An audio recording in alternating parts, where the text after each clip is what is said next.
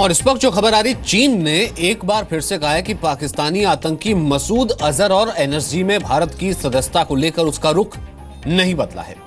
भारत संयुक्त राष्ट्र में जैश के सरगना मसूद अजहर को आतंकवादी घोषित कराना चाहता है, लेकिन चीन उस पर वीटो का इस्तेमाल कर चुका है। वहीं न्यूक्लियर सप्लायर्स ग्रुप में भारत की एंट्री पर भी चीन बड़ी रुकावट बना हुआ है। मनीष इस वक्त हमारे साथ मौजूद हैं। मनीष, ब्रिक्स भी हुआ था और बेमिक्स में भी बात की गई, लेकिन इसका कोई असर दिखता हुआ नजर नहीं आ रहा है। चीन टस से मस नहीं हो रहा है। क्या कुछ नया स्टैंड है? देखिए, कोशिश हो रही थी भारत की तरफ से कि चीन आज नहीं तो कल मान जाएगा, लेकिन चीन मान नहीं रहा। देखिए, उसके दो सबसे बड़े चीन को यहाँ पे फायदे दिख रहे हैं। एक तो वो पाकिस्तान की मदद कर रहा है चीन, उसको लग रहा है कि पाकिस्तान ने, जैसा पहले भी कहा था कि पहले एनपीटी पर भारत साइन करे तभी वो करेगा साइन, उसके बाद ही एनएसजी के लिए भारत को कंसीडर किया जाए। उसी चीज को चीन यहाँ पे दोहरा रहा है। और दूसरी बड़ी बात कि मसूद अजहर को जिस तरीके से साथ दे रहा है चाइना, उसके पीछे ये कहा जा रहा है कि जो काराकोरम हाईवे है तमाम पाकिस्तान में चीन के इन्वेस्टमेंट हैं, तो ऐसे वक्त में चीन कुछ भी ऐसा नहीं करना चाहता जिससे पाकिस्तान के अंदर आतंकी ग्रुप नाराज हो और वो चीन के तमाम जो वहां पे बिजनेस इंटरेस्ट है उसका नुकसान पहुंचाएं। तो चीन यहाँ पर अपना फायदा देख रहा है, पाकिस्तान के साथ उसकी गठजोड़ बनती जा रही है और दोनों मिल करके जिस तरीके से भारत और अमेरिका एक गुट में आ रहे हैं, तो शायद एक मैसेज देने की भी चीन की तरफ से कोशिश हो रही है भारत को कि अगर अमेरिका की तरफ भारत ज्यादा झुकेगा तो चीन के पास भी पाकिस्तान एक स्ट्रेटेजिक टूल की तरीके से जिसका वो इस्तेमाल करेंगे। तो स्ट्रेटजी या फिर यूं कहें कि प्लान बी तो कहीं ना कहीं डिप्लोमेटिकली इंडिया के पास भी होगा ना। सिर्फ इतना कि चीन पर प्रेशराइज करना या चीन को मनाने के लिए परस्यू करना और चीन उस पर अड़ा रहे अपने इंटरेस्ट के साथ, बनिस्बत जाहिर सी बात है, जाहिर है, लेकिन भारत के पास भी तो कुछ प्लान बी होगा जिससे वो अपना रुख दिखाए। देखिए, भारत सरकार अभी भी इस उम्मीद में ही है कि चीन हो सकता है कि अपना स्टैंड में थोड़ी नरमी लाए और अब इस बात को तैयार हो जाए कि एनएसजी के लिए भारत को वो कंसीडर करें, अपने वीटो का इस्तेमाल ना करें।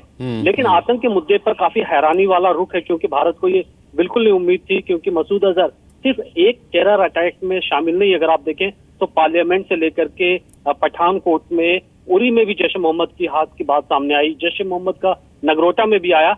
तो तमाम जो सबूत हैं पूरी दुनिया के सामने रखे जा रहे हैं, दुनिया मान रही है, लेकिन चीन कहीं ना कहीं पाकिस्तान को खुश करने के लिए। मनीष, इसी सवाल को कमर आगा साहब इस वक्त हमारे साथ जुड़ रहे हैं, एक्सपर्ट है, वो ज्यादा बेहतर तरीके से मुझे लगता है कि दर्शकों को समझा पाएंगे।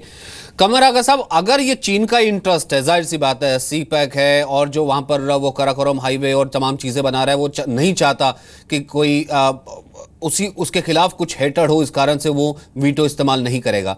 अब ऐसे में भारत के पास भी सिर्फ इतना कि वो चीन को परस्यू करता रहे और चीन अपने स्टैंड पे कायम रहे, यही एक डिप्लोमेटिक नीति है या कोई और प्लान बी भी है? नहीं, देखिए, मल्टीपल एक्शंस होते हैं। ये एक पार्ट है जो चाइना के साथ डीलिंग की जा रही है। इसके अलावा इंटरनेशनल प्रेशर है।